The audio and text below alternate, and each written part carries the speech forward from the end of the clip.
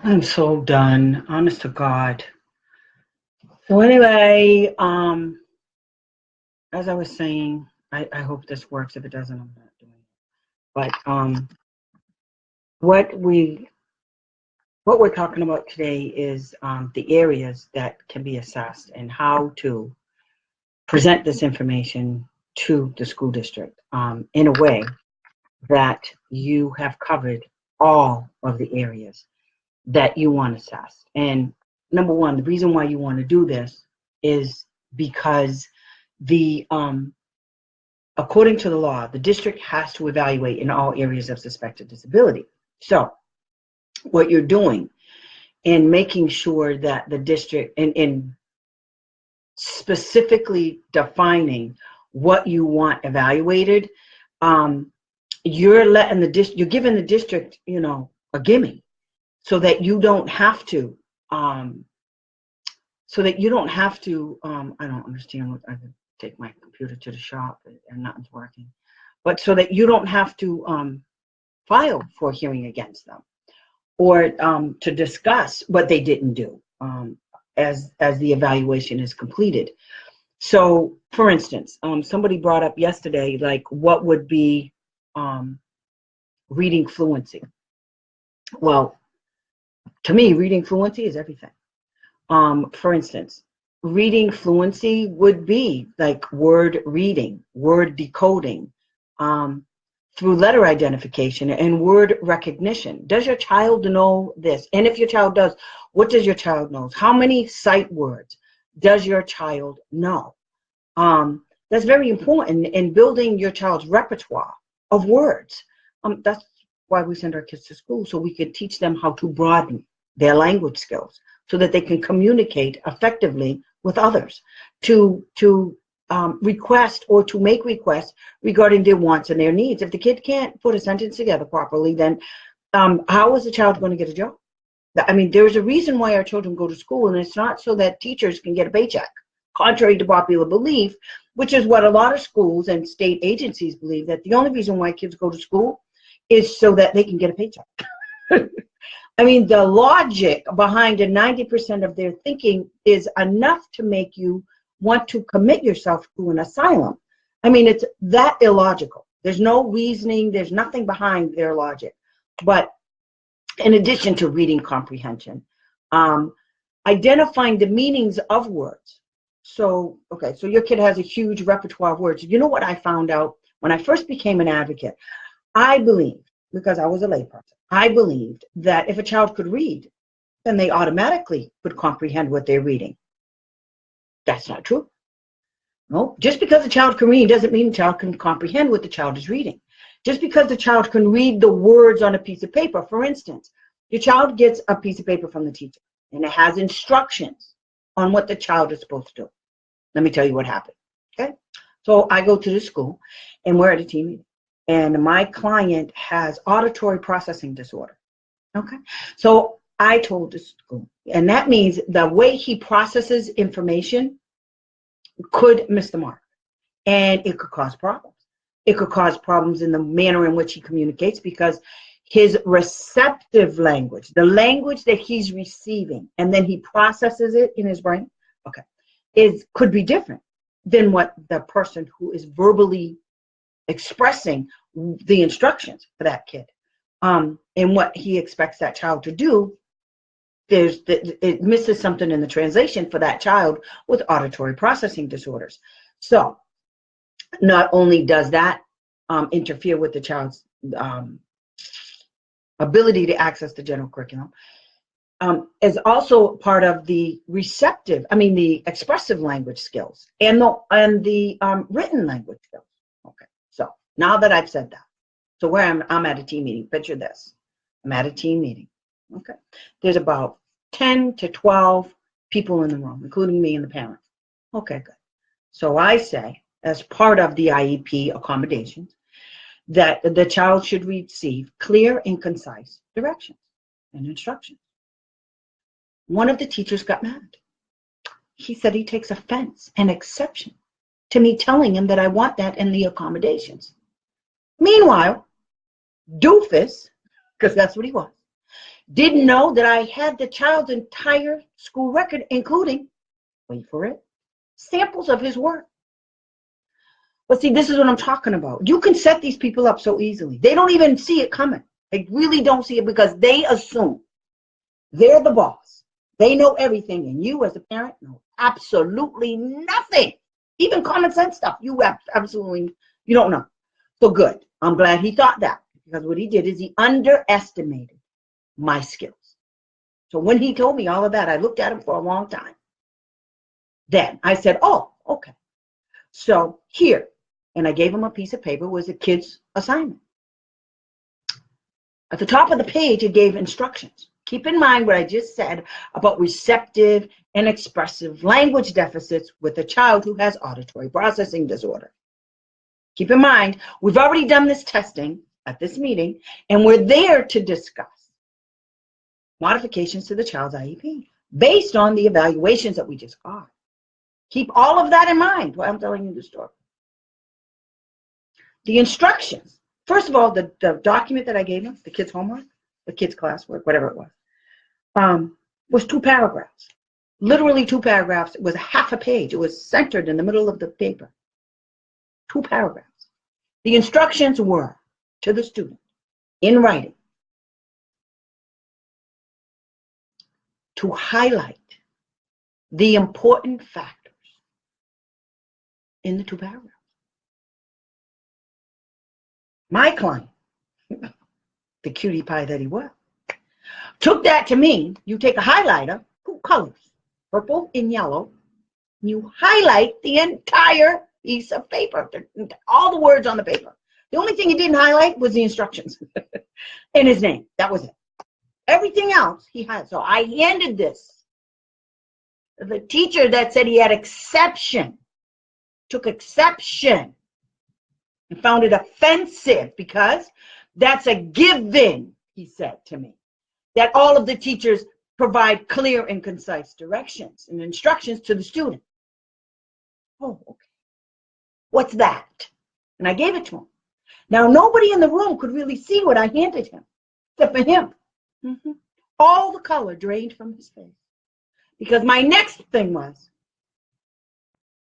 do you think that was clear and concise to him? Does it say to highlight the entire 2 paragraphs? Is that what it says in the instructions? Mr. I take exception? Because it's so hard for you to write in an IEP for accommodations clear and concise instructions. I should assume that all of you teachers do that. Should I have assumed that that's what took place with this piece of paper, with this child that we're here to meet with? Is that what I should say? Was that, I told him, clear and concise for the student? Is that what the directions say? See, they get mad because this is how I talk to them. And they get mad. I'm angry because you think I'm stupid. And I'm not. And just because you're some teacher with a few credentials after your name means, wait for it, absolutely nothing to me. Because common sense, everybody should have. Everybody. Unless you were severely cognitively delayed and developmentally challenged. The people sitting at that team meeting with you, it is assumed and it is implied that they have the necessary skills to educate your child and to answer all of your questions. So when that individual said that to me, I was angry. Guess what went in the child's IEP? Just try to guess. The accommodations piece. Guess what went in? Clear and concise instructions. Yes, it did. Because clearly that didn't happen, did it, dude? So that's why challenging these people. Now, I have my own way of challenging people. And sometimes I get angry. And it's because it's stupid. Because why did he even have to say that? Why? What you thought you was checking me or something? I don't understand why you had to say that, all that. Why did you have to say that? Because now you put me on the defensive. Now I'm going to make you look stupid. Because then I whipped out the paper and I handed it to him. Guess who looks stupid? Him. That's why when you go to these meetings, you have to be prepared. You have to be prepared. That's why when you have the meeting to discuss results, or even when you have a team meeting to discuss your child's IEP, Bring the records. Bring, even if you don't bring all of the records, bring a little bit of sample. Here's what you do. Bring a sample of your kid's homework or classwork. Bring that. Bring any evaluations that the school district did, and highlight what's not being done, and that's why you call the meeting. Okay? Bring your kid's IEP. Always, always, always bring your kid's IEP. If you're going to an IEP to discuss the reevaluation results and you're going to develop a new IEP, still bring the old IEP. Because, you know, there's another thing they like to do. They like to write goals and objectives for things your kid already knows how to do. That's so they can say at the end of the year, we met the goal. Because it makes them look good. Your kid already knew how to do that. And all they do is reword it. You have to be careful. They're no good. Okay? So that's just one of the reading things. That's why when you ask for reading, the WISC-5 is good. But the WISC-5 is not the WIAT-3 in all of the assessments and all of the subtests that are in the WIAT-3 that determine where your child's current level of performance is.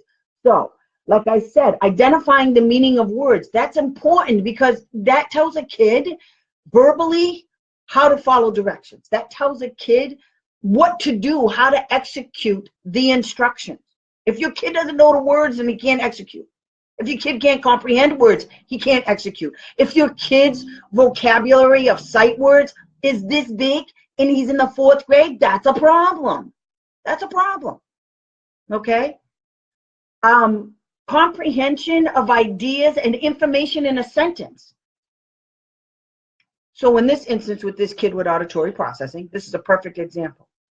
Information in a sentence. The teacher told this kid to highlight the important portions of the. To my knowledge, this kid didn't know the difference between an adverb and a verb, a noun and a pronoun.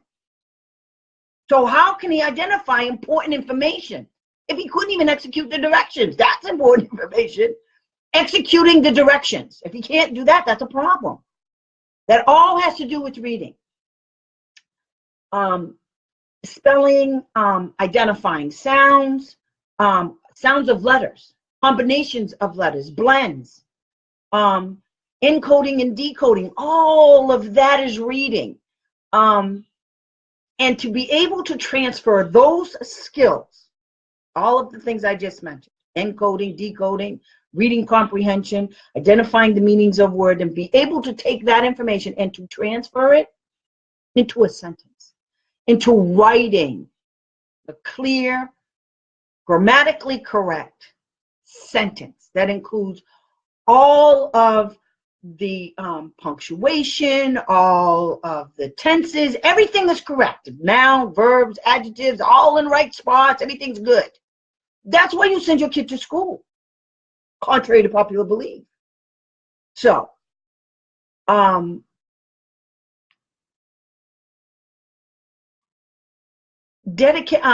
okay, can your child take dictation? Can your child take dictation? So can we, can the teacher stand up and dictate information? Because this is when this becomes important, when the kid's in high school or when the kid's in junior high going into high school.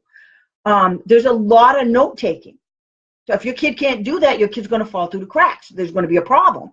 It's going to look like your kid's not doing his work. Your kid may develop behavior problems because your kid doesn't want everybody in the classroom thinking he's stupid or she's stupid. So what they do is they act out. You need to assess oral reading skills, phonological processing, decoding fluency, silent reading. All of that goes under reading. Okay? Reading fluency doesn't cover all of that. Okay? It doesn't. Another part of it is sentence and reading structure, measuring his skills in combining word reading and sentence comprehension. All of this, syntax construction, paragraph comprehension of syntax, grammatical morphemes, sentence comprehension of syntax, grammatical, I can't even say it. I'll just skip it. Non-literal language, meaning from context, inferences, big thing for pragmatic language, huge things for children on the spectrum, ambiguous sentences,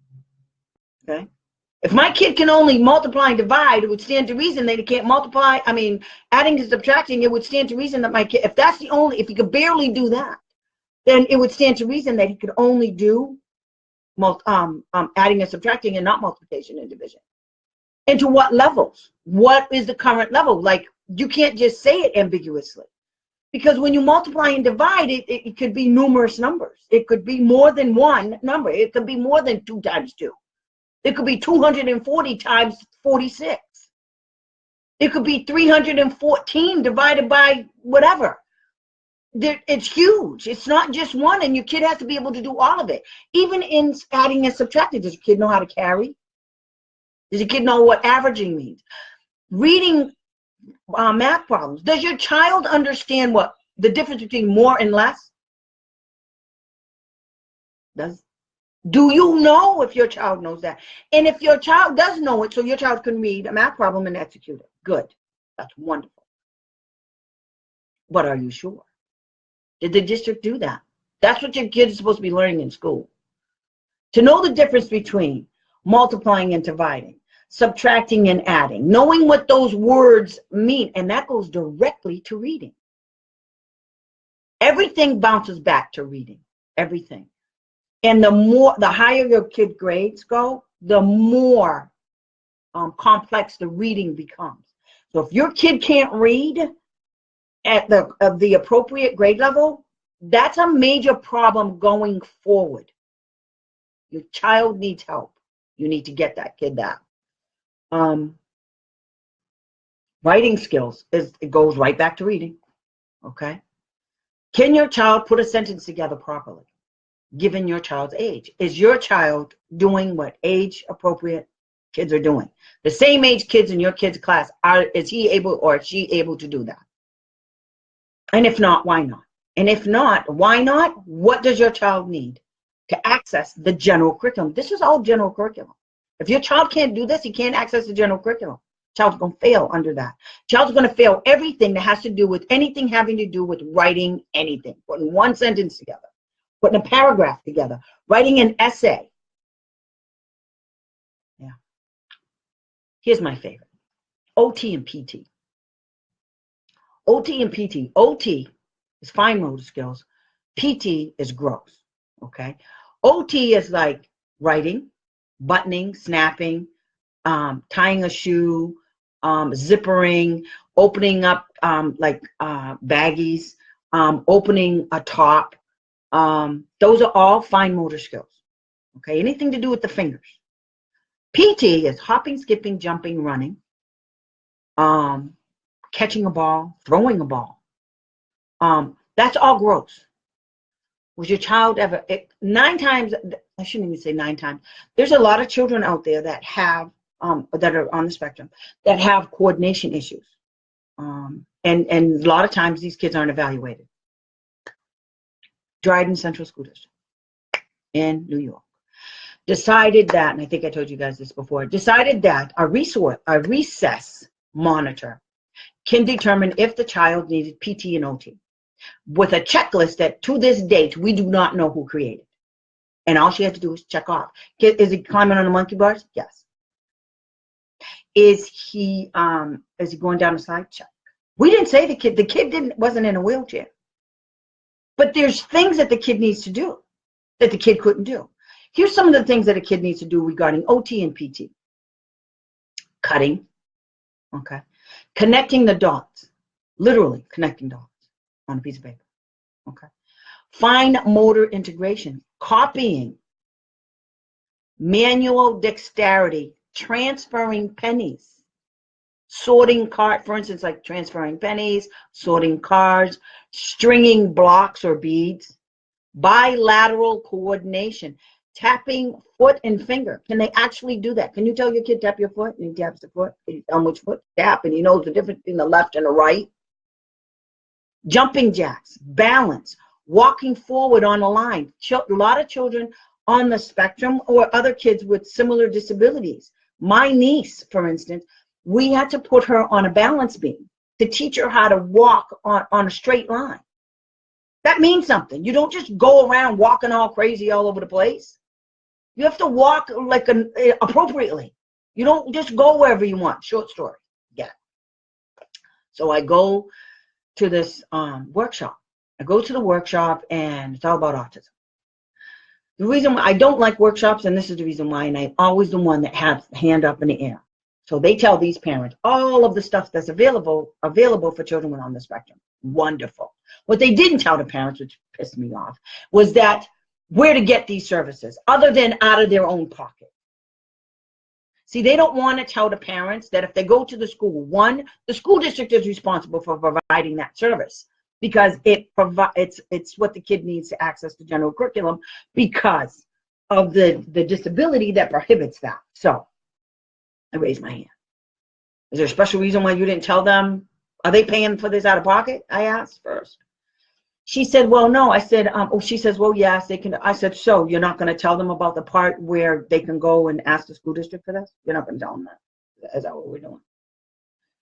She said, well, yes, you can go, and you're not going to tell them that it's going to be a fight, right? Is that what we're doing here? So you telling these people that they have to go and pay for this? Okay. And then I broke it down, and I told them all about the law. I told them everything they need to do, and I told them I was an advocate, and I've already done it. So the service she's talking about, I can get you. Yes. So, and I forgot my story.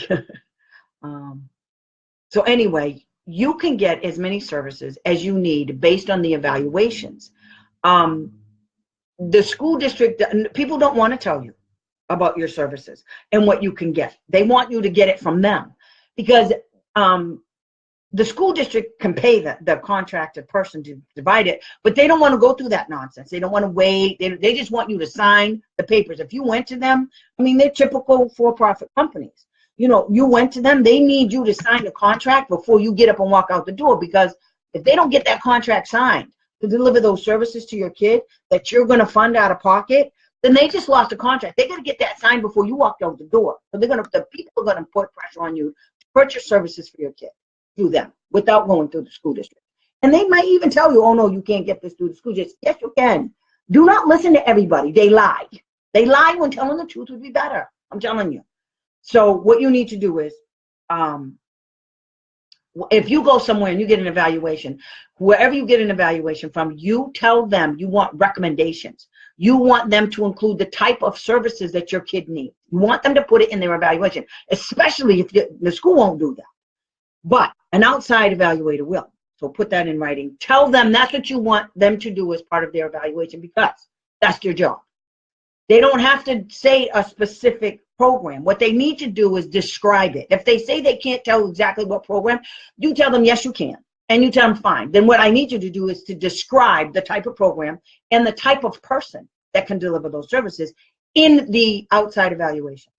Okay? That's what you need in writing. That's how you get over. That's how you stop the nonsense. You have proof that goes beyond what the school district's evaluation said. Okay? All right. Sensory profiles.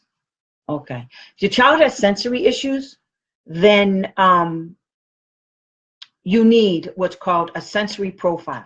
Now, a lot of school districts do the sensory profiles, but if you go on pearsonclinical.com, I don't know. I can't see anybody writing. Wait a minute. Let me see something. I can't see anybody on here. I don't know what's going on and why. But anyway, I'll just keep going. If I can't see anybody typing on here, so I don't know if you guys are there or not. I just saw somebody put something, and a little blue thing went across the screen. So anyway, sensory profile is, you want to get the long form. And if you go on pearsonclinical.com, they will, you can actually get the sensory profile, a sample of what a sensory profile long form. That's what you want. You have a child with serious sensory issues. You don't want anything short.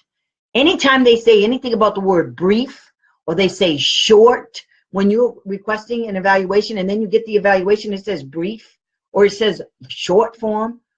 Know the difference that there's a long form and a short form? You ask them, who told you to do that? I didn't ask you to shorten up my kids. Why did you do that?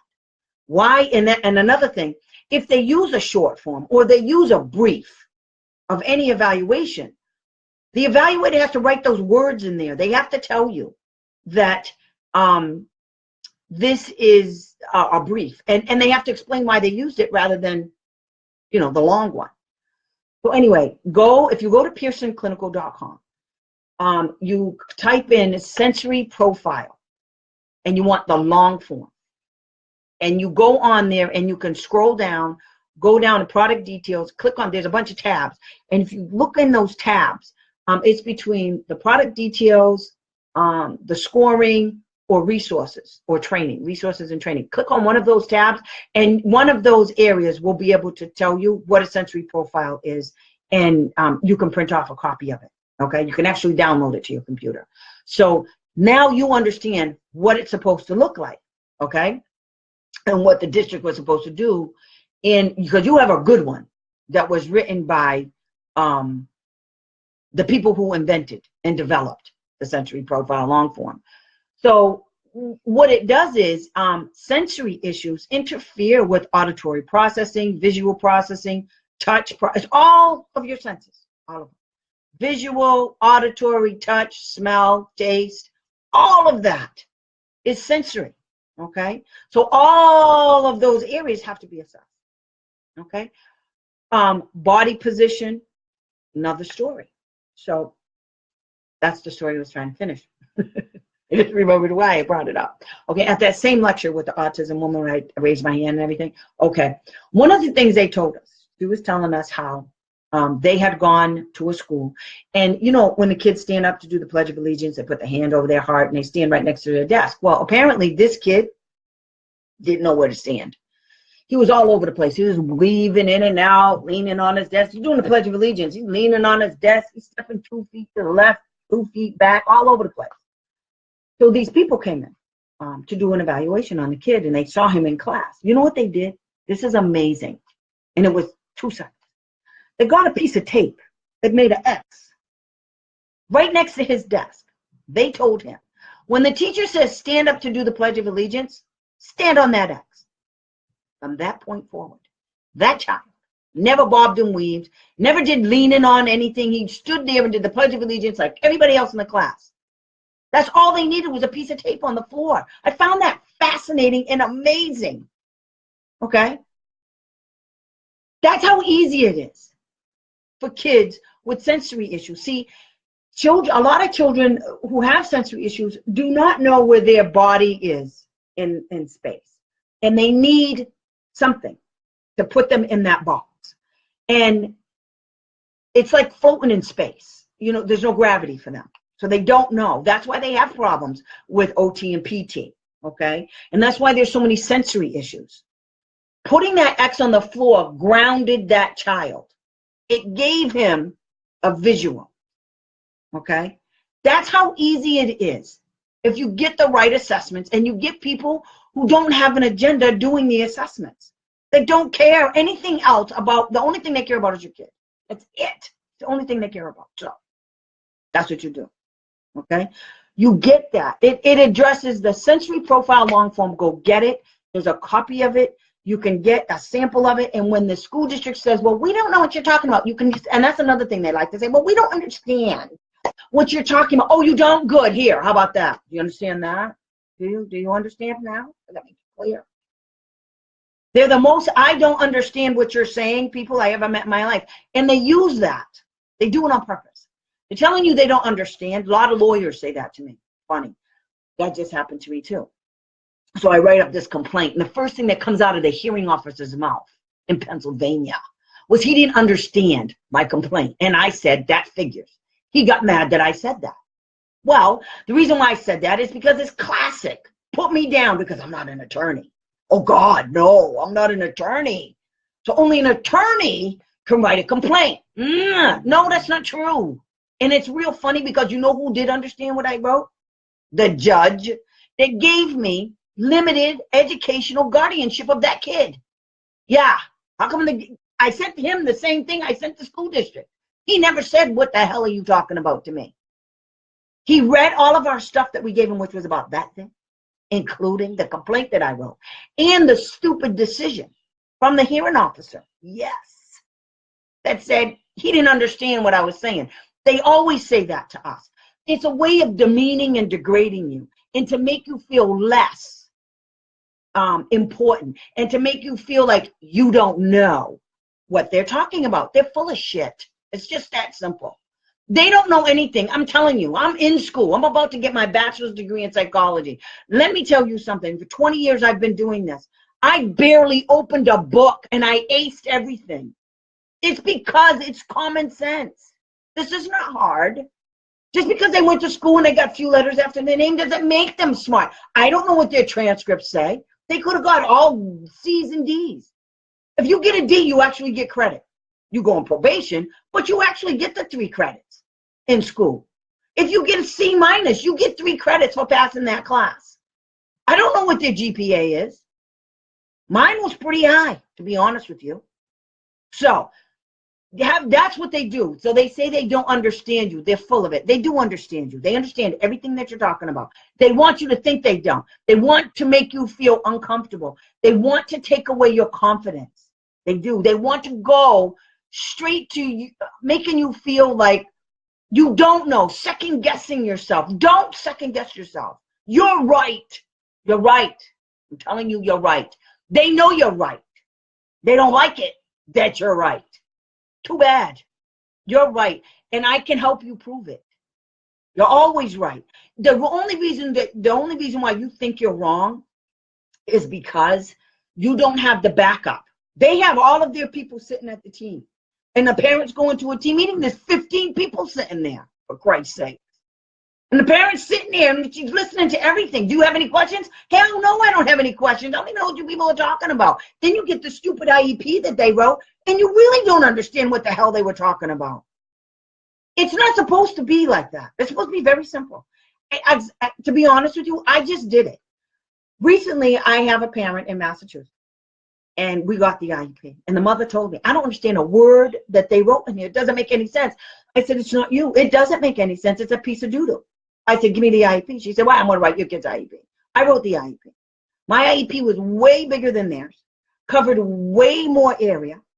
And then she told me, I understand yours better. Yeah, I got 90% of that stuff out of what's called the ABLES. The kid had autism. And I got 90% of the goals and objectives right out of the ABLES. I just copied and pasted because everything that kid needed was in that book. And they didn't do all the tests. They did the ABLES. Out of 544 subtests, that crazy nut job at the school did 3. I kid you not, that witch did 3. She's a BCBA, and she only did 3. The kid is severely autistic. Then the reason she gave me why she didn't do all of the testing is because everybody else was doing the test. So what the hell? I don't even know what that means. What does that mean? I asked you to do this test. You said you would. And then you decided to cut out 541 of them? I don't understand what you did. Why would you do that? The reason why she did it is because she was going to make everybody else's testing look stupid.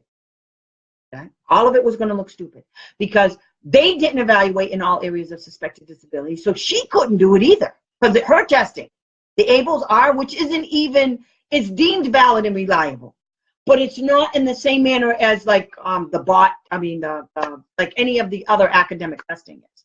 It's not like that. But it covers areas to see what the child needs to learn in order to learn. It talks about everything, and she couldn't do it because she would have thrown everybody else under the bus. So that's why you have to ask these questions. That's why you have to bring the right paperwork. Don't just go willy-nilly into a team meeting. Line up your ducks. Get their stuff in order. Know what you're going to say at that meeting. Know the questions. Write them down if you have to. Highlight paperwork and ask them, so what does this mean? How does this work? Why is this progress report? Where is this? Ask them lots and lots of questions, and they're going to say, they're going to try to stop you. And you say, good. So let me get this straight. I'm asking you questions, so this was a fluff meeting. And they'll say, what does that mean? It means we came to this meeting just to say we had a meeting. You really don't want me to ask any questions. So either you answer my questions one way. We could do this the easy way where you answer my questions now, or I can do this another way because I have options, just so you're clear. And they're going to say, are you threatening me? And you say, no, I'm not threatening you.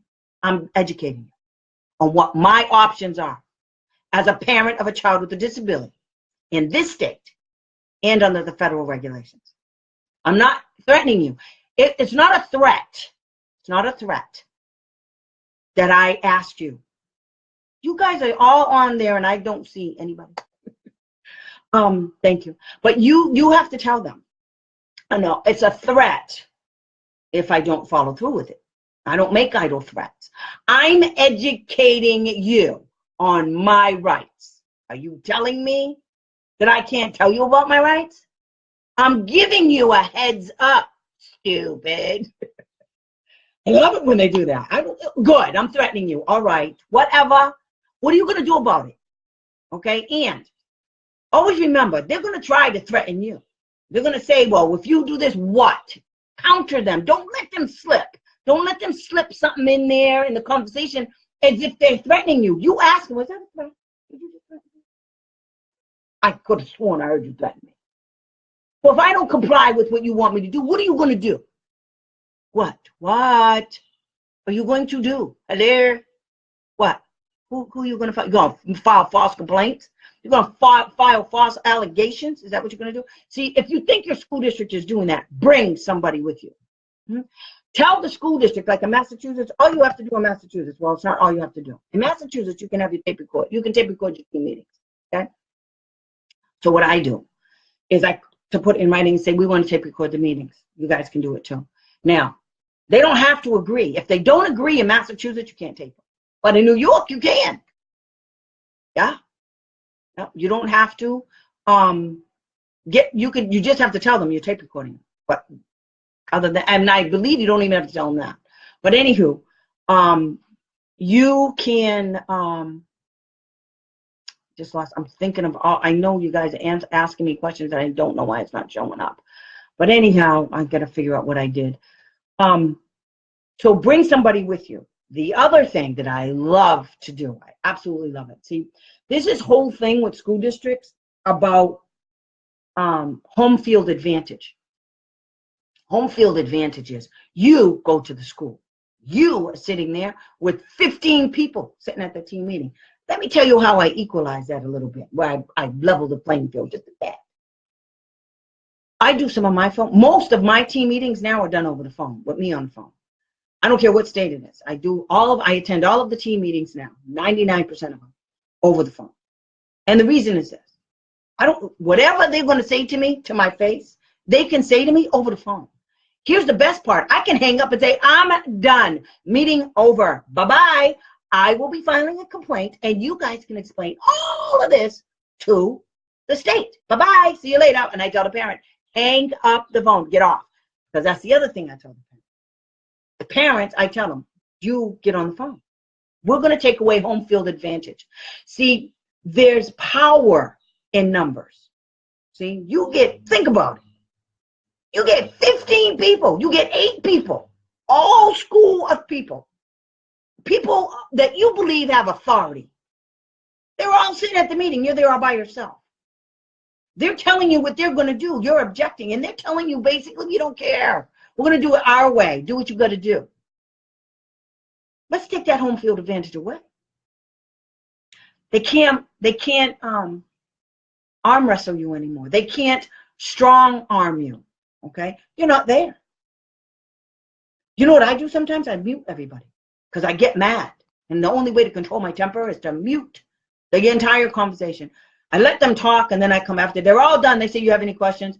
Yes. You just violated a whole bunch of laws. And what I'm going to do is I'm going to file against you, and then I'm all set. We're going to reject all of that nonsense you just said you're passing. So when are we expecting, when should we expect the IEP that you guys think you're going to get away with, that I'm rejecting? You understand? I'm rejecting the whole thing because it's stupid. Okay? It doesn't address my client's unique needs. It addresses yours. Like my favorite school right now in Massachusetts, a private special needs school, thinks they can do Club Med, all inclusive. Yes, they do. They think they can do that again. Okay, they think it's okay to do this, and we're just supposed to sit back and go, oh my goodness. Oh, no. We've rejected the entire IEP. I don't know what they're doing, and I'm about to file against their stupid asses again. And I'm sorry, I can't help it. I just slipped out. But You can't have an all-inclusive program under the idea when it's all about the unique needs of the kid. I mean, I don't know what kind of degree you need to understand unique needs of the child and evaluations that were done on the child, not on the whole school. We didn't do an evaluation on that private school. We did an evaluation on this kid, and the evaluations on the kid said he needed OT, PT, and speech and language. They didn't say nothing in there about what the school's needs are. The school, mind you, that costs $216,000. Yes, a year, one kid. Yes, and the district is paying for it. They're so stupid. Do you know this kid got more services in the public school and in the day private school that he was in for 3 years? He got more services there than he is getting in the residential. Yeah, because they don't care. It's not their money. It's yours. It's the taxpayers' money. Why these people even have this? I contacted OSA. I have a meeting with them because I'm telling him, you got 2 seconds to tell me why this shit's okay. 2 seconds, because I'm going public. Thank you, I just did. This is the court of public opinion. See, this is what people need to understand. They don't have the right to spend your money all willy-nilly and then say it's because of your kids. No, it's a lie. It's because of them. They want it to be their way because they can't think outside of a predetermined box that they put themselves in. And here's the thing. Children with special needs, there is no box. There's no box. You can't think about a kid with special needs and put him in a box. The kid definitely isn't getting anything. He's not. He's not. The box is what a private school determines their program is going to be. That's a box. They didn't tell us that. See, had they told us about their stupid box program, their Club Med all-inclusive program that they have, like he's sitting on some beach drinking margaritas or something. I don't understand. They're stupid. I'm just going to make them the laughing stock. They're stupid people. They're ignorant, and they don't care. They don't care. They just proved it. These people have licenses. They have certification. They went to school to tell a parent of a child with a disability that they have a program that's all-inclusive, while at the same time do evaluations to address his unique needs. The stupidity is enough to make all your hair fall out of your head. I feel your pain. I understand exactly what you guys are all going through. They're nuts. It's just that simple. And I don't care anything about it. I really don't have that much respect for them. It's hard. I have to go into a meeting sometimes, and I have to meet new people, and I have to give them the benefit of the doubt. Every single time I go, I give them the benefit of the doubt. And then within a few minutes, they screw it all up. And I have to take it all back. Now I'm like, okay, so everybody wants to be stupid, so I'm good. I'm thinking to myself, okay, you got this. So this is why everything they do, all of those feelings you're having is deliberate. They planted those seeds a long time ago. Years and years and years ago, teachers and people that work for public schools, they were put way up here on a major pedestal. And it was an admirable thing they were doing. They're educating American children so that our country can prosper and grow and become great. That's what a teacher's job is. They don't understand what the hell happened. I don't understand. Years and years ago, though, they would discriminate against people of color in public schools. I mean, then we have to have desegregation. Okay. Then, and part of that was also discriminating against children with disabilities. 90% of the kids that are in school right now that have disabilities, those kids were sitting at home. When my mother, who's 79 years old, was in school, those kids with special needs were sitting in a house, in a closet somewhere. The people gave those kids up for adoption. That's what happened years ago. So you have to be careful about putting people on a pedestal from years ago. Things have changed. We have evolved into a higher understanding of rights in our country. We have evolved. And what they did in the past, that put teachers way up here, what they forget, they're not telling everybody. Teachers are way up here, and oh, they do a wonderful job. There's only a very, very, very few number of teachers that are actually belong on that pedestal. When you compare all of the numbers across the United States, there's very few. I don't care what anybody says. They do exist. There are teachers out there. I've met them. They're wonderful. But there are others out there that are only in it to get a paycheck. They don't care anything about your kid. They just don't. They only care about the end of the week and get a paycheck. Because all you have to do is think of it like this.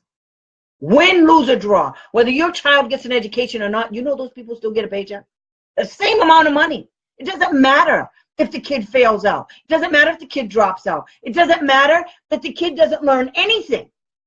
By the time they turn 18 or 22, those people that are educating your kid all along the way still get the same amount of money. Whether your kid fails or not. It's the only occupation that you can have a zero production rate and still get paid and get raises.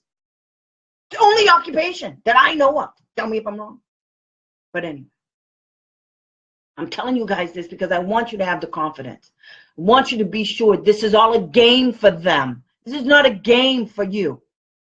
Okay? And you have to let them know it. And you don't have to be as animated as me. You don't have to be loud. You don't have to do any of this. You can do it very quietly. You just let them know. I know my rights. And the rights that I don't know, I know who to call to find out about my rights. Who can help me? You threatening us? No. No. I'm educating you. That's what you say. I'm not threatening you. I'm educating you. That's what you tell them. All the time. Are you telling me I can't tell you? Oh, you don't want me to tell you? You want it to be a big surprise? Got it. It'll be a big surprise. I'm still going to tell you. You're not going to sit here and talk to me in that tone of voice. I don't know how many times I've had to tell people, watch it. Be careful. I'm not the one. You're not going to sit here and talk to me like some twit. I'm not a twit. Okay? I'm very intelligent. I can show you how good I am. Do you want me to show you? I can show you. I can take away your licenses. I can make it difficult for you. Just like you're making it difficult. Misery does love company. If I'm miserable, make everybody miserable. It is 100% about your kid for me. Your kid is my kid when I represent. Right now, all of you people out there in space, your kids are mine. They're mine, all of them. I don't care what anybody says. I've actually had school people tell me, when I talk about my kid, I actually had a school tell me, that's not your kid. Oh, want to bet? It is my kid. And I looked at the mother. Is that my kid? Yes. Good. Now what? Now I actually made that happen in Pennsylvania because they're stupid. Okay? Don't push the envelope because I push back and you push me a little. I push you right across the room. Because I don't care nothing about it. All I care about is that kid. You know, it's a pet peeve of mine. I don't like people picking on defenseless, vulnerable children. God help a parent that cries at a team meeting. If one of my parents are crying at the team meeting and then, they try to shut them up and I scream at them. I don't care. You're kidding me, right? You're going to make her be quiet? Keep talking. You're going to listen to her. Just like we had to sit here and listen to each and every one of you talk about this kid and about what you think you're going to do all by yourself to him. You're not doing none of that. Watch. How much you want to bet? How much you want to bet? So yes, I tell you guys this because I want you to be strong. I want you to be strong. I want you to get it. They don't hold all the cards. They don't. They want you to think they do. They don't. They're full of it. I'm telling you, they're full of it. Okay. Anyway, we talked about the sensory profile. I'm going to go back. The functional behavioral assessment is huge, and it covers every single kid with a disability. It's not just for children with autism. It's not just for children with maladaptive behaviors or bad behaviors in school. No. It's about kids who do this all the time, or this, or anything that's inappropriate. It's about kids who throw desks across the room. Yes.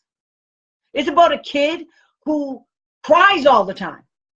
Every time somebody walks by the door and the kid is crying, why? Why are these children doing all of this? Let me tell you what you need to do. A behavioral assessment to identify the adaptive and maladaptive behaviors. That's what a board-certified behaviorist is supposed to do. Now, a psychologist could do it too. But what you need to do is you need to have a meeting with these dinglings and you need to ask them certain questions. Okay, for instance, usually what schools like to do is, because they're stupid, or they want you to think they're really smart. The only thing, like a lot of schools say, well, we only evaluate the child within the school setting. I don't even know what that means. I don't even understand why they would say something that stupid. Because, and this is my response to them. So, is this kid going to live in the school for the rest of their natural life? No. What's the purpose of a kid going to school? Hello. It's to get the skills that they need to go out into the real world. This little building is fake. This is a fake environment. Do you understand? This is not the real world, but this is where the kid learns academic skills. This is where the kid learns how to read, write, and do math. This is where the kid learns social skills. This is where the kid learns how to build relationships, both with peers and adults. That's what this setting is for. So if the kid can't carry these skills, what's the famous saying? Across all settings. Hello. If the kid can't take your skills that you're teaching this kid, I don't care what field it is, if they can't take the reading skills into the math class, you didn't do a good job. If they can't take the math skills into science, you didn't do your job. Do you understand? All of the skills in school are built upon each other. Okay?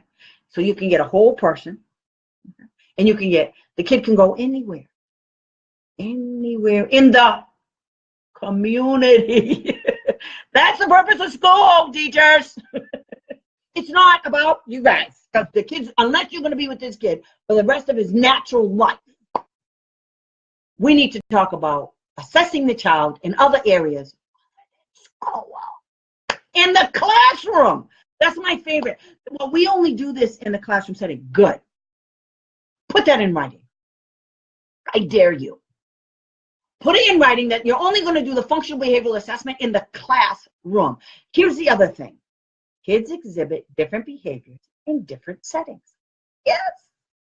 They kids. The more structure they have, the better they may perform. The less structure, the kid does are wild. Think of this. Your kid's in the classroom with the teacher. 25 kids in the classroom, right? Good. You got a teacher over there, you got an aide. Certain rules, right here. There's rules. Then you say, recess, what do kids do? Run outside and run like crazy people. Yes. It's not structured. The only rules are don't fall, don't hit, don't smack, don't punch, don't do nothing bad to anybody else. Those are the rules. Everything else, go have fun. Be careful. Don't jump too high, don't swing too high. Don't crawl on, don't go up the slide, come down the slide. Those are the kind of rules they have. Outside, what about the lunchroom? Whole bunch of people in the lunchroom. What are you doing? Everybody's talking at the same time. Everybody's eating. You know what the rules are? Don't throw food. Eat your lunch. That's what the rules are. Sit in that seat. That's what the rules are. That's unstructured for some kids. Okay? So when you do a functional behavioral assessment, you tell those ding-dongs you want it done across all settings. Home, school, if you want it done in the home. Now see, the reason why I say home is, let's say you need behavioral services at home. Oh yeah, it's called extended day.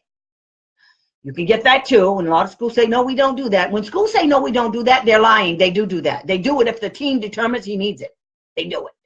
Extended school year and extended day, whole nother subject. I'll tell you all about that. But when they say we don't do that, anytime they say they don't do something, tell them to put it in writing.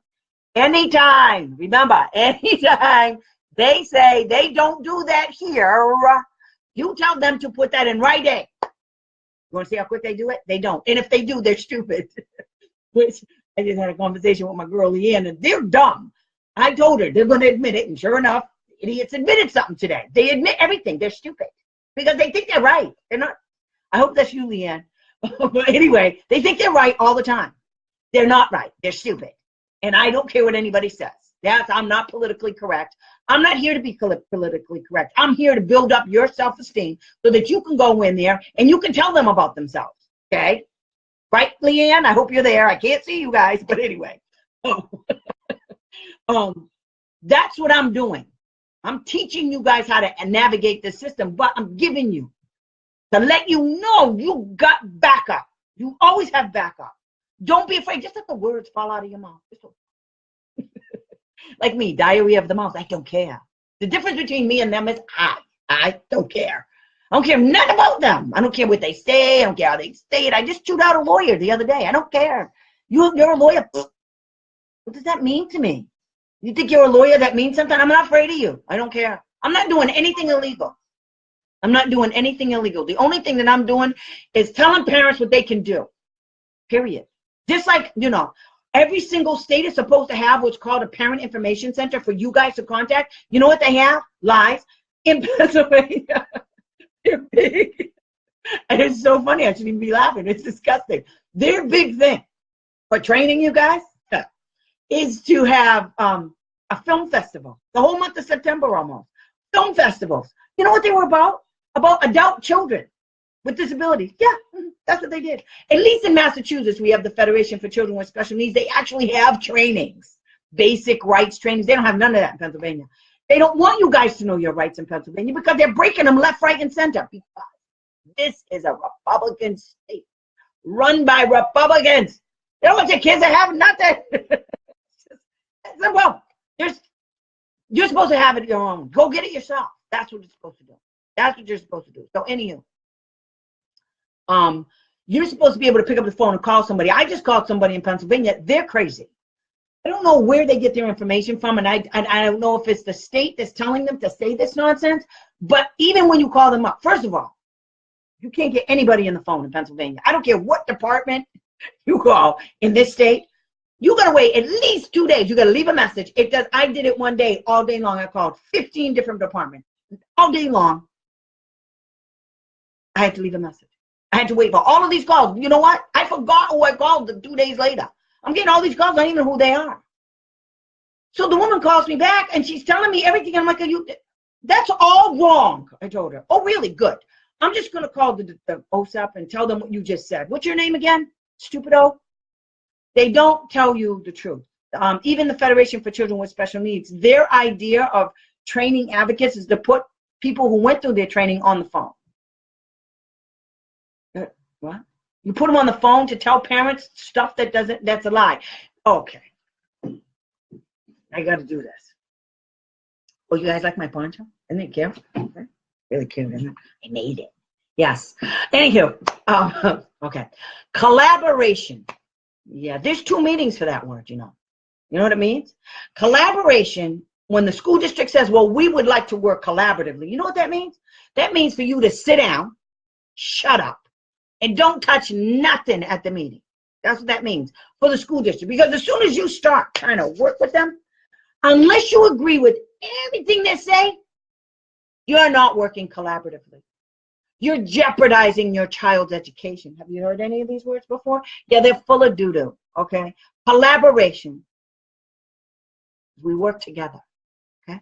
I don't have less authority than you. Otherwise, it's uneven. See how that works? Level playing field, people. Level. So when they use the word collaboratively, they're trying to let you know that you're not agreeing with them and they don't like it. Oh, my other favorite word, and Leanne, if you're online, you know what I'm going to say. Typically. Typically means they're lying. When they say, well, typically we do it like this, and typically we've done it like that, and typically means they're lying. They're violating laws. That's what it means. It doesn't typically. Then you come back with, that the law? That's what the law says? Yeah, because they're lying, like in Dryden School District. Typically, they like to give you, if you ask for an independent evaluation at public expense, typically, the school district gets a 3rd bite at the apple, not so much, to do a reevaluation. That's not the way it works. I mean, typically, that's a violation. Typically, the parent can file against you for saying typically too many times. We actually counted how many times the school district and their staff or contracted providers actually use the word typically. They're crazy. We actually counted it because in the back of the transcript, you can count all the words. They tell you what page all the words are on. Yeah, it was an enormous amount of times. And every time they said it, somebody was breaking the law. So it's really funny. So collaboratively and typically, Those are buzzwords. Be careful. When they start talking about that, that means one, collaboratively, you're not doing, and that's what you say. So what are you saying? If I ask you a question, then I don't agree with you, that means I'm not working collaboratively. So collaboration means I disagree with everything you say. No, I guess then I'm not going to work collaboratively. I guess not. And typically, as soon as they start saying a word, typically, you say, I don't understand what that word typically means, because typically you have to adhere to the regs. Typically speaking, you guys are obligated to implement their regulations that protect my kid from, wait for it, you. Yeah, did you guys know that?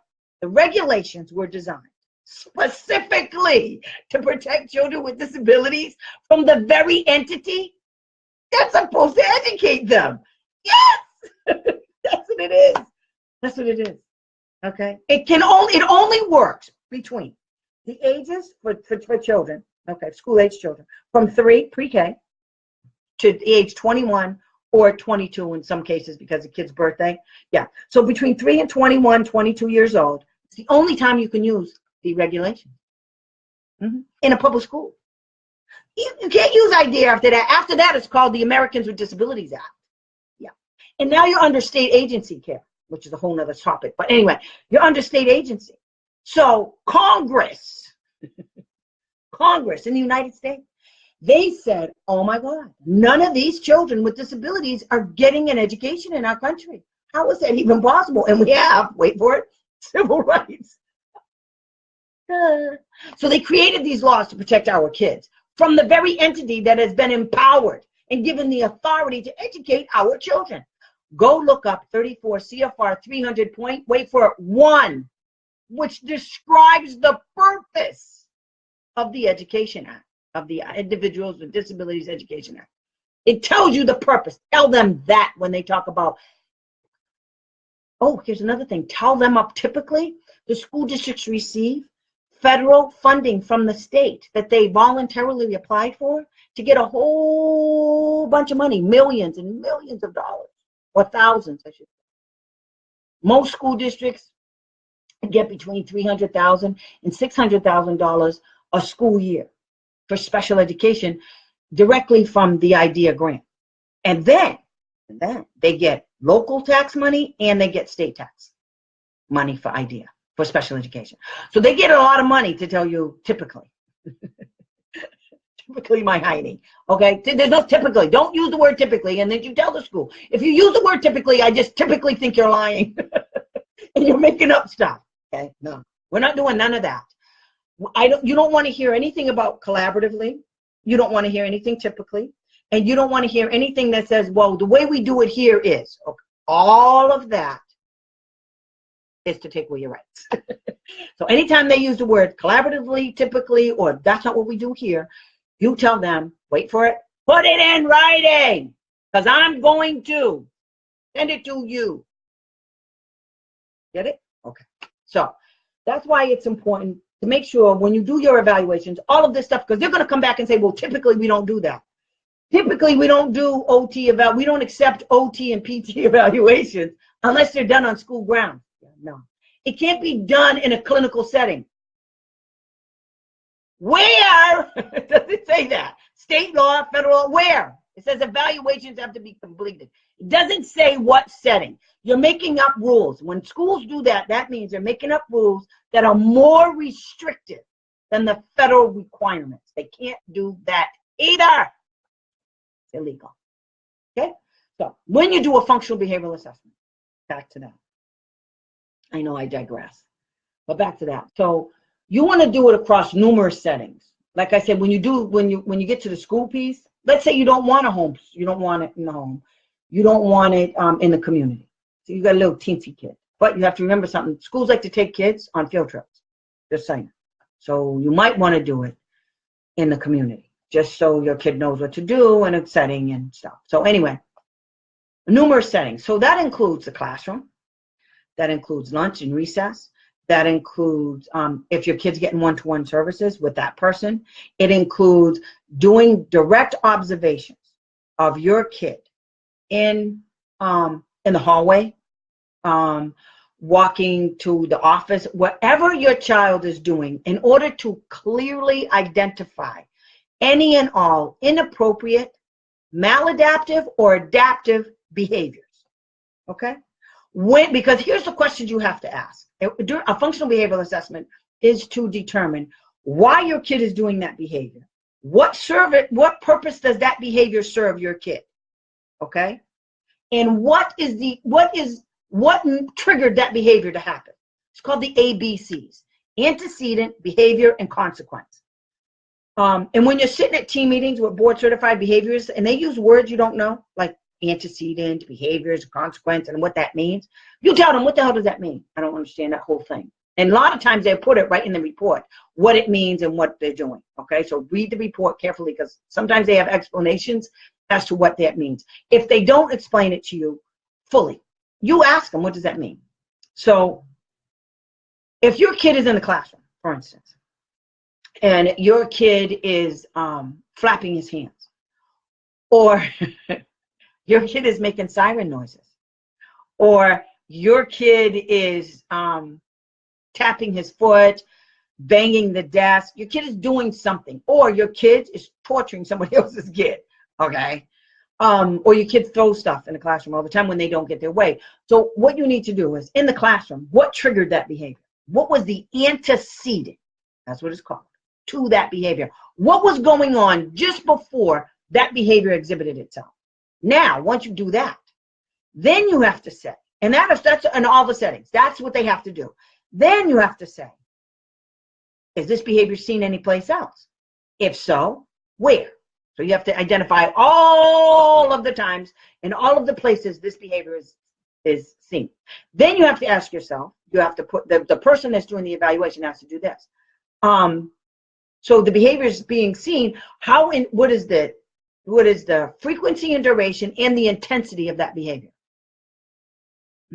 Because it might be different, it might be exhibited, but it might be different in each setting.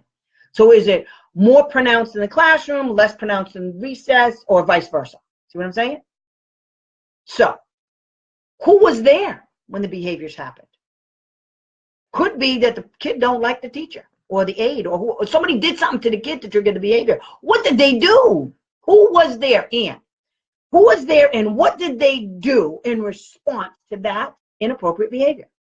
All of that is data collection. That's what they have to do. Okay? This is the information they need to gather in order to determine and to write a behavior support plan to extinguish, replace, or eliminate that behavior. That's what we got to do. That's the whole reason for functional behavioral assessment. That's what it's for. Okay? That's just one piece of it. Because there are other assessments, like there's the behavioral checklists that are used for this, or that are used, that it could be done by, the school psychologist, but the functional behavior, the board certified behaviorist or the psychologist uses it as part of the functional behavioral assessment. So they have the BASC and they have the Connors, and it tells you everything you need to know about your kid. So you need that done. Okay. Then there's another one called the FAST. Okay. And also the person that's doing the functional behavioral assessment has to review all of the other assessments. So now they got to go talk to everybody else. For the checklist, for the behavior checklist, there's 3 different things depending on your kid's age. Your kid can be what's called an inter-rater. Okay, you, the parent, is an inter-rater, and the teachers are the inter-raters. So there's the parent-teacher one. There's all of the checklists for each individual person that's going to do it. There's the parent one, there's a teacher one, and there's a self-report for the kid. Okay, depending on the age of your kid and their cognitive level will determine whether or not you want your kid to do that. But it's important that your child participate in this. Okay, so those are the assessments that can be used. That's just some of them. Okay, and those assessments are widely accepted in the field of psychology and behavior as being a true, an accurate measure. And it's subjective. Okay, because your child, the reason why you're supposed to do it like this, and why some schools just do it for the teacher, is because the reason why they just do it for the teacher is because they only want to know what the kid's doing in school. Like I said, your kid is supposed to leave school at some point in time and go out in the community. So the parents' perspective is very important, because some of the behaviors that may be exhibited at home are also being exhibited at school, or vice versa. They're not. They might not be. That's information you need to know, because it's information that can help stop the behavior across all settings. That's the goal. The inappropriate, maladaptive behavior, once it's identified, needs to stop across all settings. You need to make sure that you're not helping your kid develop another bad behavior to replace the one you just took away, because that's what they do. That's what kids do. You take away one thing, oh good, I'm just going to go act up over here. That's what they do. These are what these professionals are supposed to know. Mind you, I haven't gotten my degree yet. I read books. There's a show that used to come on all the time, Schoolhouse Rock. Reading is fundamental. Seriously, it's fundamental. If you read, and it's real easy now, you don't have to read an entire book to get information about certain things. You just don't. So a functional behavioral assessment, you need it done across all settings. I hope I explained the reason why. Because you have to, the goal is to make sure that the behaviors are not being seen across all settings. So if they don't let you do it, now you get the right. If they didn't do any of these things that I just told you, then you will have an opportunity to say you didn't evaluate in all areas of suspected disability. The child has autism, or the child's behaviors are seen everywhere. They're seen in the lunchroom. For one thing, how are they going to suspend your kid or give your kid a detention because of a behavior that's being exhibited in the classroom? He exhibits in the lunchroom, and the lunchroom staff gives him a detention for the same behavior. Yeah, no, because I'll be all over that. The kid wouldn't get a detention, but a whole bunch of people would be in trouble. And now they got to deal with me and explain to me, a layperson. Yeah, I'm going to have to explain. So, a few of the things that a functional behavioral, most of a functional behavioral assessment, it has to do with the observations and the qualifications of the person that's actually doing the observation. I mean, you can't have a lunchroom aide do an observation on your kid. They don't know how. They don't, I mean, there's certain things you're looking for and you're trained to do in order to do a true functional behavioral assessment. Okay, look it up. There's lots of information on functional behavioral assessments. There's sample programs all over the internet. Okay, you can get them for yourself. I'm telling you. The goal of the FBA is to identify the behaviors, the targeted behaviors, identify targeted behaviors, identify where those behaviors are being seen, how often, the frequency and intensity. And then at the end, the person that did all of this information gathering and all of these tests, what they have to do now, because they've identified the behaviors, what they have to do now is they have to write a corresponding behavior support plan or a behavior intervention plan. Pick your poison. I mean, they call it all kind of different things, but it's a plan that corresponds to the information that they gathered through the assessment. It's just not that difficult. Now, some schools say, well, we didn't do that. Good.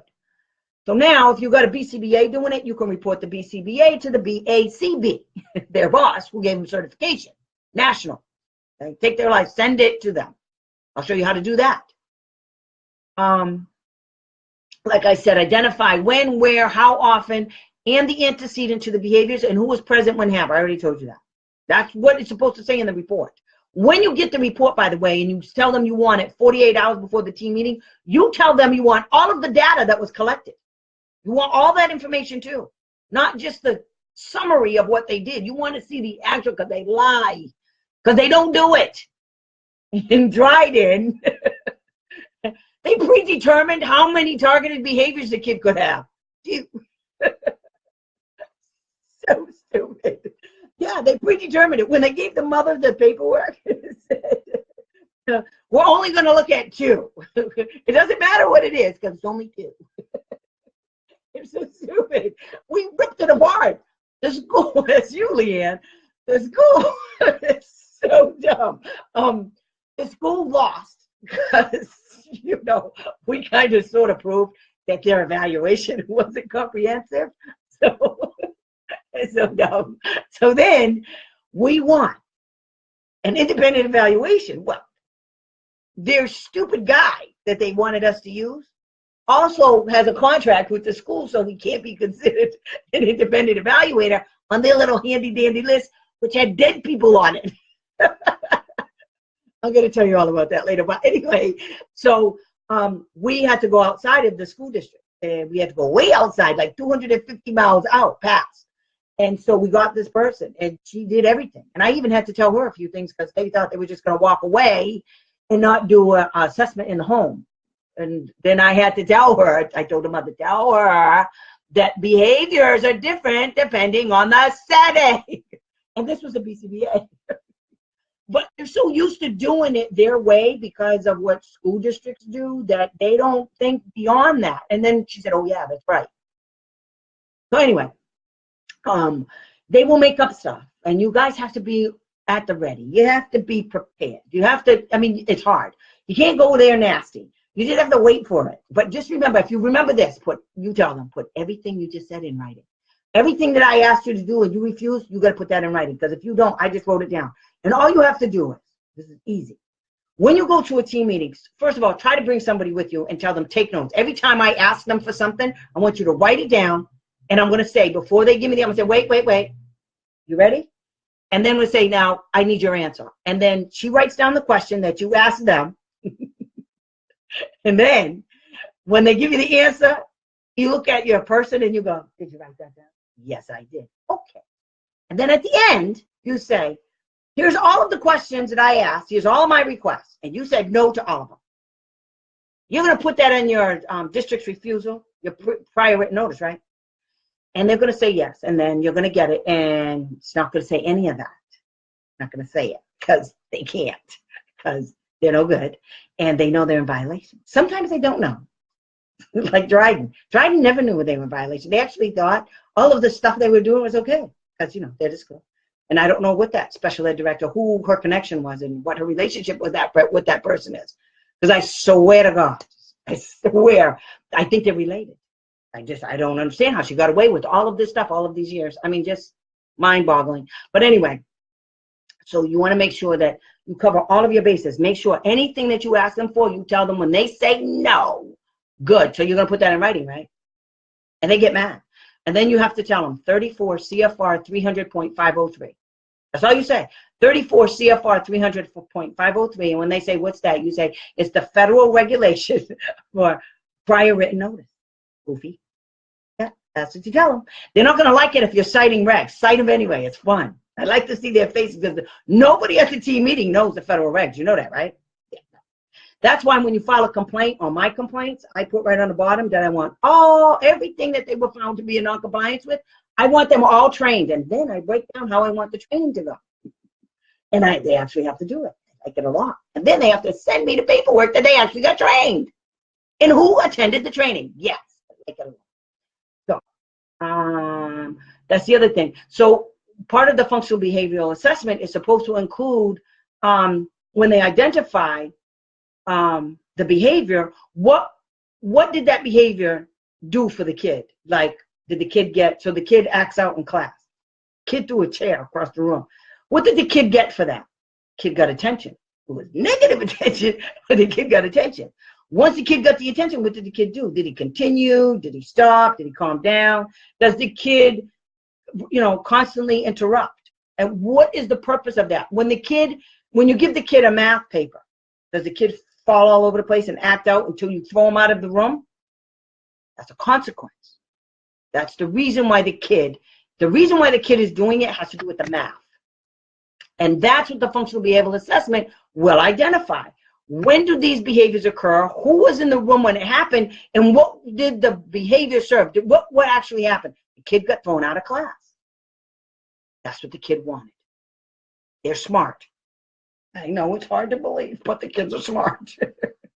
Told you about the checklist. I told you to make sure you get all of the written data that they collected. And it should include how these behaviors are impacting the kid physiologically, environmental factors play a huge role. That's when the sensory piece comes in. A kid can, believe it or not, and this was actually said one time, I couldn't believe it, these people are so stupid. You can't have autism and ADHD. That was actually said to me a few years ago. I'm like, a parent told me that at school, and then they said it to me. I was like, so dual diagnosis never occurred to you?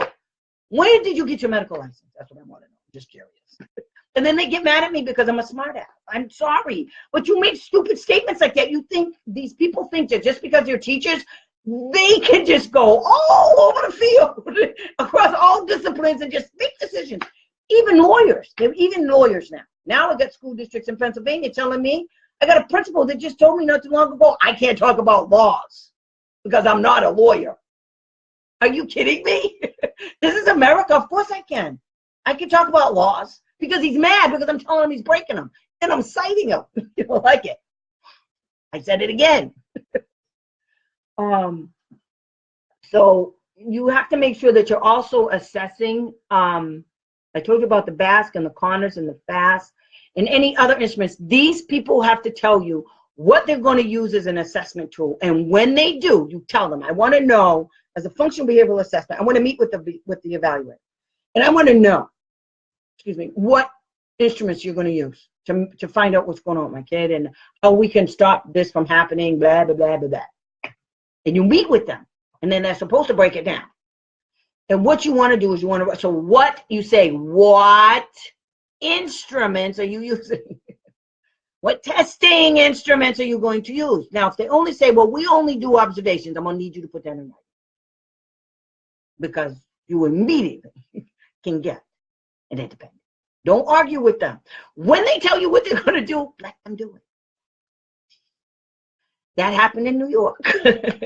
We let them do it. And the morons had to pay, kid you not, $10,000 to evaluations. Tell nobody. Don't let anybody know that we think they're dumb. You let them do it their way. Make sure you tell them good. So you're going to put that in writing? Because I'm going to send you what's your email? Because this whole conversation is going to be emailed to you. Yeah. And during that meeting with the evaluators, you ask them, what are your credentials? One, because if they say they're psychologists, okay, cool. What's your training in doing an assessment for a functional behavioral assessment? You actually have to be trained to do this. You just don't go willy-nilly into this field and just say, I'm going to take it like the recess monitor did with a checklist. I mean, recess monitor, are you serious? You can't just go and say, I need to know what you're looking at. You do realize that I can find all of this information online, right? I know what your job function is. I know how to find information on how to conduct an observation. I got it from school. It's all about conducting research, because that's what this is. It's research. It's on one kid, but it's research. So I have a book on that, and I can tell you guys everything you need to know about that too. The assessment needs to measure communication, receptive, expressive, written, daily living skills. Oh, that's another thing. The Vineland should be done by one of these people. The Vineland tells you a lot of stuff about the kid, okay? In all areas of the things I just said, assessment, communication. The Vineland does this. It assesses communication in the area of receptive, expressive, written language. It does, in addition to the speech and language, okay? Then it does daily living skills, which measures personal, domestic, community, and community. I'm just reading what I'm doing. And then there's another section of socialization and interpersonal relationships. It measures, the Vineland measures this, play and leisure time, coping skills. And then it does, a part of it is on motor skills, fine and gross. And then there's another little handy dandy section that talks about, that nobody wants you to know about. I actually had to chew out of school, and the person that was doing the evaluation said the Vineland doesn't have a maladaptive behavior index. Yes, it does. And my response was, what's your fax number? She gave me a fax number. I faxed her a copy of the Vineland maladaptive behavior index. Then after she got it, called her up and I said, did you get it? She said, yes. Do it. I want you to do that. This is what I'm talking about. They lie. I got that information. If you go on Pearson Clinical, you type in Vineland, you can get a copy of a sample vinyl. All of this information is on there. That's where I got it. As soon as she said I couldn't do it, I typed it in and got it and sent it to her. The psychological assessment should include a functional, it's called an FSIQ, full scale IQ. Full scale IQ comes from the various, it comes from the WISC-5 or an intelligence test. And what it is 2 scores. After they do all of the subtests, it breaks it down to 2 sections, verbal and performance. You add up the 2 verbal, you add up the 2 scores, and then you divide out those 2 scores by 2. That will give you your full scale IQ, or vice versa. However, I may have said it backwards. But anyway, that's what it does, okay? And the full scale IQ, you need to know that, okay? Because that determines a lot of stuff. And if they come back and say it came back inconclusive and they can't really tell you what the kid's IQ, good. That's grounds for, anytime they tell you they can't, it came back inconclusive, that's grounds all by itself for independent evaluations, because they can't argue they did a comprehensive evaluation. How can it be comprehensive if we didn't get the answer? If you don't know what the kid's full scale IQ, you're telling me that because you didn't get it, that means nobody else can? That's not true. I've done this before. You're lying. Okay? Somebody else can get it. They just don't know how to evaluate your kid. And another thing, it's not good practice for the speech and language pathologist that may be giving your kid speech and language services to also be the person who does the speech and language eval. I mean, they're just not objective. They've been working with your kid. So, and they might like your kid a lot. And sometimes, whether they're meaning to or not, their feelings may make them biased. They make your kid look way better than your kid is.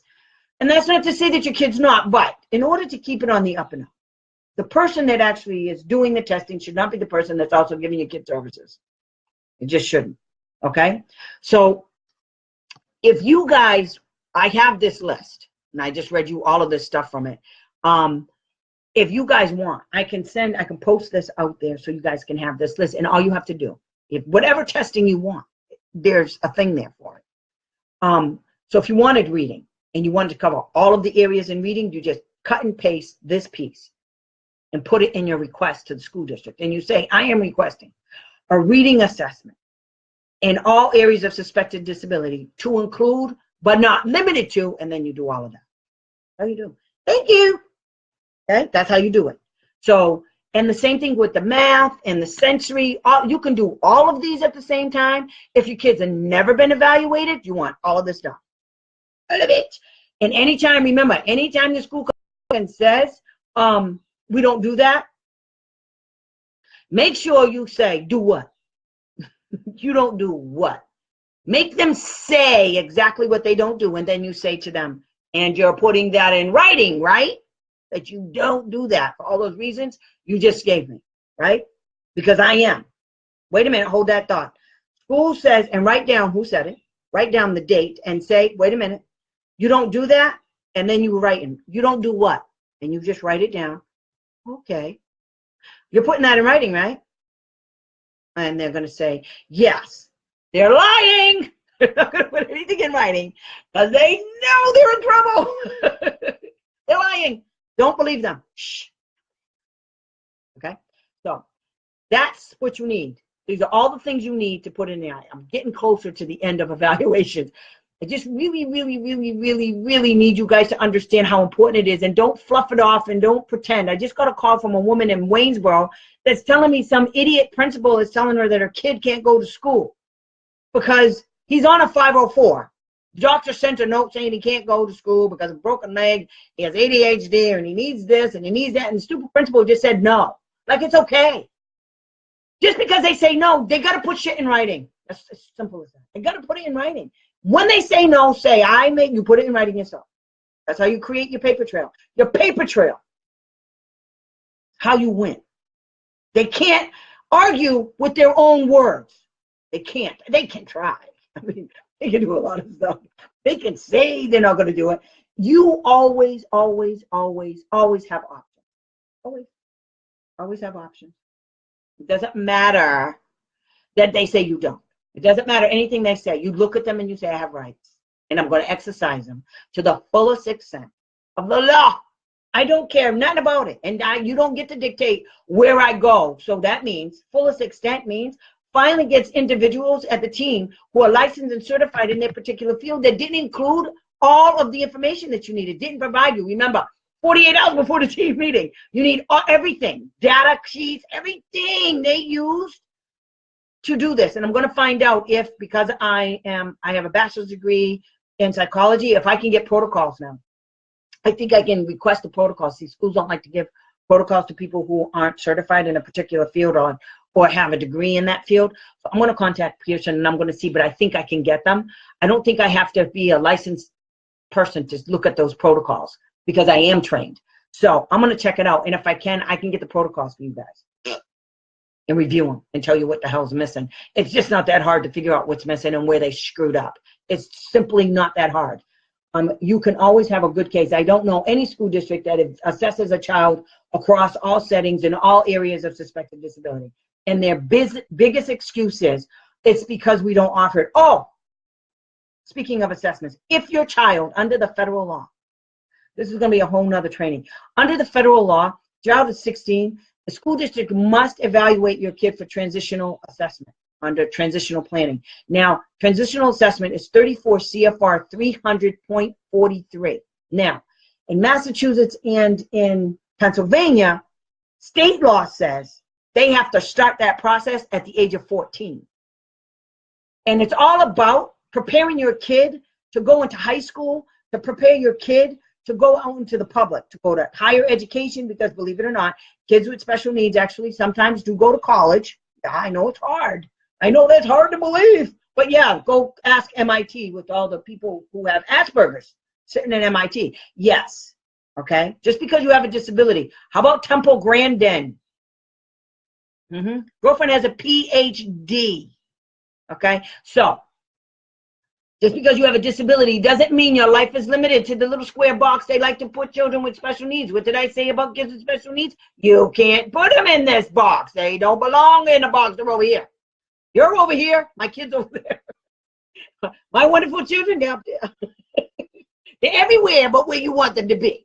And not in here. For real. So, you have to do the transitional assessment. If the school's not doing it, send them a notice. Tell them you want the transitional assessment done. Request it. Go online. Go under 34 CFR 300.43. And when they do the transitional assessment, they also have to write goals and objectives to help your kid get to wherever that assessment leads you. So if your kid wants to go to college, say your kid wants to go to college, what does your kid need to do in order to get into college? What does the school district have to prepare your child to do? So does the school district have to prepare your child to take the SATs? Then that has to go in the IEP goals and objective. How are they going to get them there? Okay. What kind of classes does your kid need to take in order to get into a particular school? See how that works? Or is your kid going to go, are there other things, such as if the child is severely delayed and has serious mental health issues, what agencies are supposed to be involved? In Massachusetts, it's called a 688, and what they have to do is they have to send that out before the kid turns 18 to identify, there's an agency that identifies which agency would be the one that may fund a program as an adult for your child. But you also need to know about Social Security benefits, you need to know about state insurance benefits, you need to know about day have programs. All of that is transitioning from the public school setting into, wait for it, it's a big surprise, who didn't know this? The public, out there in our society. That's what the transitional thing is all about. I'm going to do a whole thing on that. There's this wonderful approved practices, best practices book from IDEA on the transitioning, what assessments are used and everything. It's really, really cool. And I'm going to put it out there for everybody to get it. So I think I'm going to start putting out information for you guys to have in front of you when we're doing this, so that everybody's on the same page. But If I didn't answer somebody's questions, I don't know what's going on.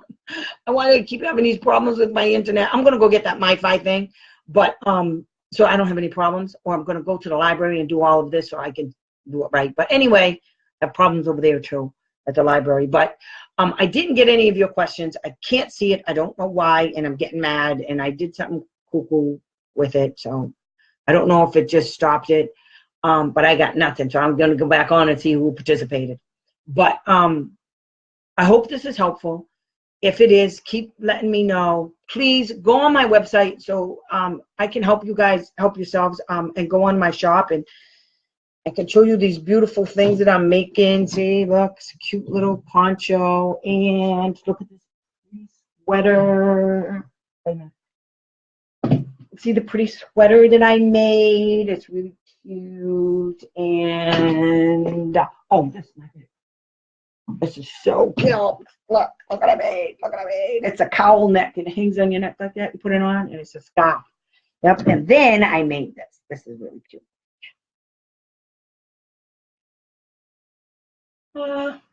I made this last night. Isn't that cute? Check it out. Check out the back. It's adorable. Yep. I'm making a new one. It's called a puff stitch.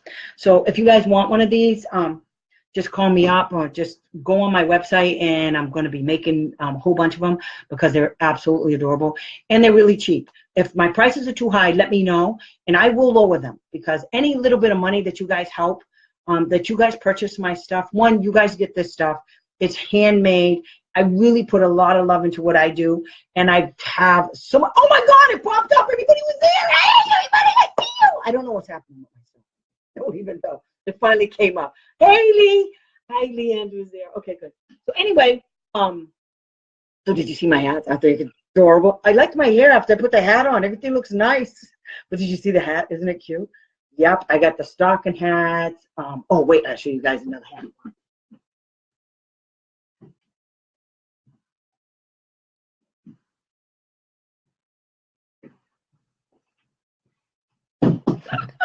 Isn't that cute? Look at that hat.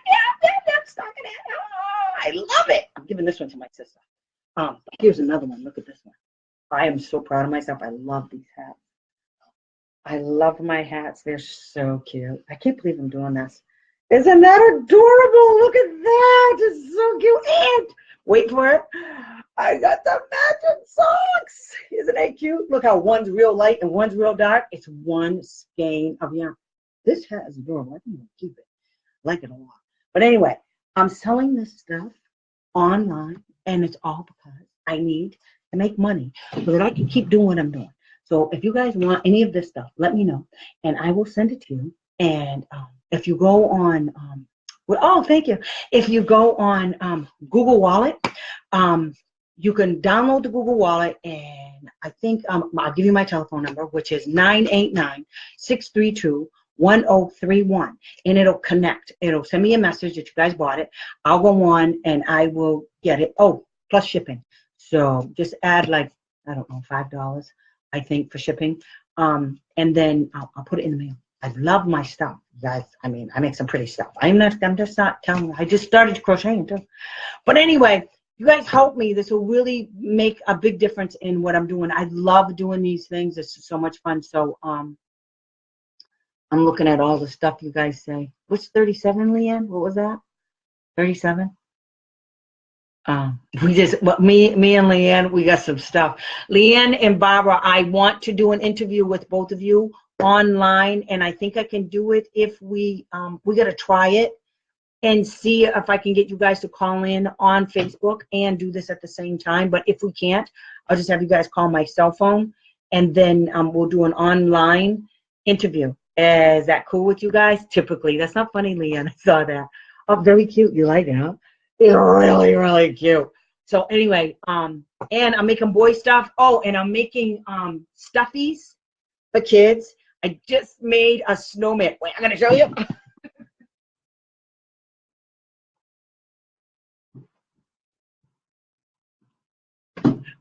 Look at my snowman. Look, he's drunk. My snowman's a little tipsy. Wait, here he is. Look at his smile. I love my snowman. I'm keeping him. But I also make the what do you call it? Pokemon. I'm making a Pokemon ball. Somebody bought it, and so I'm gonna make a couple more of those. But you guys help me spread the word. A lot of people. I'm trying to spread the word, and I'm not doing this right. But I need you guys to let other people know. I know it's just YouTube, but everybody's gonna see this. So you guys help me a lot doing what I do. I'm just reading some of their things. Leanne, we really have to talk because what just happened is funny as hell. And I don't want to blow anything that you're doing right now, so we got to save it. But I do want to talk about all the other stuff that's going on, too.